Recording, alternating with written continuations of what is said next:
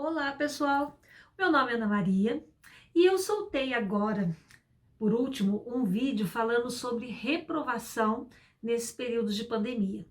Nossa, houve assim uma enxurrada de comentários, pais com várias dúvidas me perguntaram assim: mas eu quero que o meu filho reprove porque vai ser para o bem dele, esse ano é um ano perdido, meu filho vai ficar atrasado no conteúdo, será que a lei permite que ele repita? Enfim, esclarecendo essas dúvidas, eu resolvi fazer esse vídeo e eu espero que vocês encaminhem esse vídeo para pais, alunos, professores, diretores, toda a comunidade escolar, para a gente entender de uma vez por todas: é bom reprovar ou não? É conveniente reprovar ou não? Pode reprovar ou não? É isso que eu vou explicar para vocês hoje, tá bom? Não esquece de curtir e inscrever no canal, tá bom? Conto com você. Vamos lá, vamos rodar a vinheta.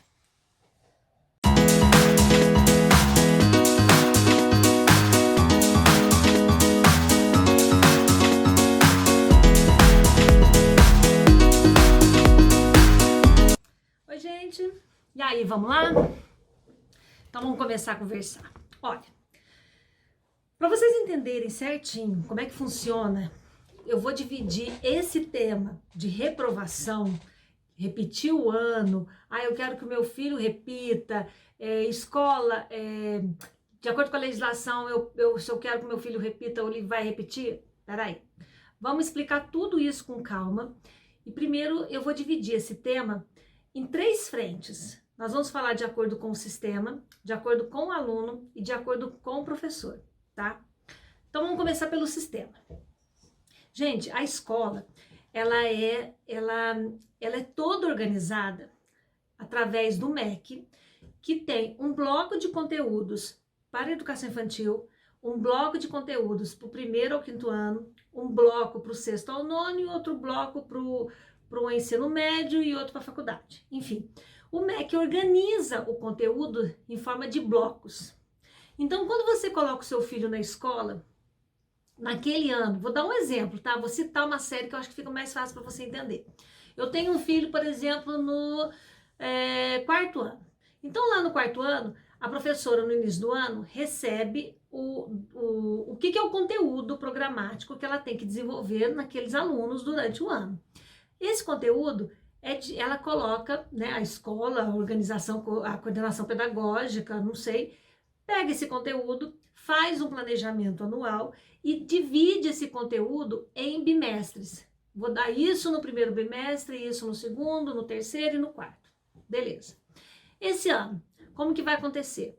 Praticamente os alunos estão vendo ideias do conteúdo do 1º bimestre. Agora a gente começou o 2º PET, né, no estado de Minas, mas tá vendo uma coisa ou outra aqui, tá vendo um conteúdo na TV, muito pouco. O professor está dando assessoria pelo WhatsApp, ou pelo Classroom, ou pelo e-mail, enfim, tá tudo mais ou menos, né? Tá pegando o conteúdo ali. Os alunos de escola particular estão estudando cada um tem uma plataforma lá na rede particular, enfim, cada um tá dando o seu jeito. O conteúdo vai ficar defasado? Vai, isso é fato, seja para aluno de escola particular, seja para aluno de escola pública, o conteúdo vai ficar defasado, sim. Mas é importante vocês entenderem que esse conteúdo, quando é dado para o aluno, ele é colocado assim uma série de coisas para acrescentar esse conteúdo. Tem muito vídeo para ser assistido, tem muito exercício de fixação para ser feito, tem excursões, tem textos, tem muita coisa que enriquece aquele tema. Então, se eu perdi muita coisa de conteúdo, o que o professor, que já é a outra frente, o que o professor poderia fazer? Ele vai selecionar o conteúdo, aquilo que é mais importante para o seu filho, para que seja pré-requisito para o ano seguinte. Então, de acordo com o sistema, tá, com a escola em si, o aluno, ele está prejudicado sim, mas tem como ele alcançar e voltar depois a chegar onde era para ele estar. Como? Ele vai ver o conteúdo aquilo que é mais complicado, tal, vai ser dado em sala de aula. E aquilo que pode ser uma coisa, sabe, um vídeo, as aulas remotas vão continuar, vai continuar assistindo aí no vídeo do mesmo jeito. E essa parte mais simples de entendimento, ele vai assistir em casa, ele vai complementar em casa. Então, aos poucos, essa defasagem, gente, ela vai nivelar e vai voltar ao normal, tá? Então, não precisa se preocupar com o conteúdo, porque pedagogicamente falando, tem como a gente eliminar o que for do conteúdo o mais simples, aquilo que irrelevante, aquilo que ele pode depois complementar em casa com vídeos e aprender sozinho, e aquilo que realmente é pré-requisito, que ele vai precisar para o ano seguinte, ele vai ter essa aula, tá? Presencial em sala depois, tá bom? Outra coisa importante, o que realmente o sistema, a escola, o governo se preocupa é com repetência. Por quê? Porque a repetência, ela não é simplesmente, o aluno repetiu, faz de novo. As coisas não são tão simples assim. Se você entrar no site do Unicef, você vai ver que tem um estudo em cima de repetência muito sério, que a gente tem que prestar atenção. Vou dar um exemplo para vocês. Um aluno, tá? Que repete a série. 45% desses alunos que repetem, que formam bomba, que não conseguem, né, passar de ano, eles saem da escola, eles são evadidos, eles desistem de estudar. Se esse aluno toma 2 bombas, então, sabe, em séries, mais 2 repetências, esse índice aumenta para 75% o abandono escolar. Então, quando o aluno sai da escola, gente, é muito sério, porque cada 10 alunos, 4 estão conseguindo tirar o ensino médio. Cadê os outros 6? Para onde que tá? Foi reprovado lá atrás e desistiu de estudar. Então, a repetência é um índice muito alto que a gente tem que diminuir isso. E outra coisa importante, os repetentes, a sua grande maioria, são pretos e pardos. Como que vai diminuir a desigualdade social desse jeito? Não dá. Aí vocês vão me perguntar assim, mas eu vou deixar o meu filho passar sem saber de nada? Olha, o governo, houve uma época, quando que foi? Não lembro, mas aí, uns anos atrás, o governo resolveu fazer aprovação automática. Vocês lembram disso? E foi passando todo mundo, porque como a repetência faz com que o aluno acabe saindo da escola, eles resolveram passar o aluno mesmo sem saber nada, mas vão passar porque pelo menos ele vai conseguir tirar o ensino médio lá na frente, e ele tirando o ensino médio, ele vai ter um certificado e vai conseguir um emprego melhor. Essa era a ideia do governo. Com isso, nós temos hoje os efeitos dessa aprovação automática, porque hoje isso não acontece mais. Hoje, se o aluno não estuda, ele realmente é reprovado. Mesmo tendo DP, né, que leva uma disciplina com estudos independentes para o ano seguinte, mas só pode levar 3, 4, ele repete a série. Então, enfim, voltou uma repetência. Mesmo sendo muito difícil tomar bomba, mas voltou, né? Tem gente que consegue. Mas, voltando, o aluno, quando ele repete... perdi o que eu estava falando mesmo. Esqueci o que eu estava falando. Gente, que horror. O governo perde muito mais e o aluno também. Ele perde dinheiro. Poxa, eu investi nesse aluno tanto tempo lá numa escola pública, cada aluno custa caro para ele parar no meio do caminho, né? Então, o investimento é alto para tantos alunos ficarem para o meio do caminho. O importante é que todo mundo, o interessante, o ideal é que todos caminhassem, tá? Mas meu filho passou sem saber absolutamente nada. E aí eu parei. Os efeitos disso é que hoje nós temos alunos no 7º ano que não sabem ler nem escrever. Não sabem nada, não sabem o básico lá do Fundamental 1. E estão no 7º ano porque foram aprovados automaticamente. Esses alunos, é complicado para eles? Agora a gente vai falar de aluno. Por que é complicado? Por causa da autoestima dele. Porque o que será que compensa? Isso é muito sério, a gente teria que abrir assim, uma discussão enorme para falar sobre isso. Será que compensa a gente passar de ano um aluno que não assimilou nada, que não aprendeu nada? Porque ele chega lá no 7º ano e vira para mim, por exemplo, e fala assim: Ana, eu não sei nada, não sei ler, não sei escrever. Eu desenho o meu nome ainda. Então, para ter chegado nesse ponto, é lógico que ele deve ter algum problema que já deveria ter sido encaminhado para um neuropediatra para verificar qual é o problema dele e como que a gente pode ajudar. Mas isso já é uma outra questão. Eu acho que quem é coordenador sabe do que eu vou falar aqui. Muitos pais recusam a aceitar que o seu filho tenha dificuldade de aprendizagem e não aceita levar em um neuro, não aceita fazer um tratamento, uma coisa que seria excelente para o seu filho. Porque a aprendizagem, gente, ela requer, assim, vários fatores. Eu posso até fazer um dia aí um vídeo falando tudo que precisa ter para ocorrer a aprendizagem. É muita coisa.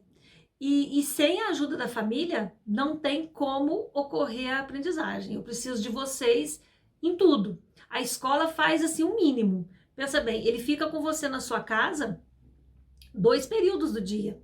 E 1 período apenas na escola, somente 4 horas na escola. Tem como fazer milagre. Vocês têm que nos ajudar, têm que compartilhar a criação do seu filho junto com a família e escola. Tem que ser um trabalho em conjunto ali, tá? Então, o aluno, quando muitas vezes ele passa sem saber, mas como é que eu explico para vocês? A parte deles física, a parte emocional, ela é compatível com todos os alunos da sala. Já só a parte de conhecimento que ele tem dificuldade.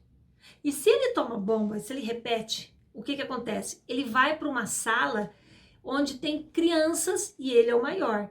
Aí essa maturidade dele que está lá na frente não acompanha as crianças. Aí ele começa a fazer o quê? Ele começa a ter atitudes da idade dele e ensina os menores a fazer as coisas erradas, entendeu? Porque ele tá em outro nível, ele tá em outro patamar.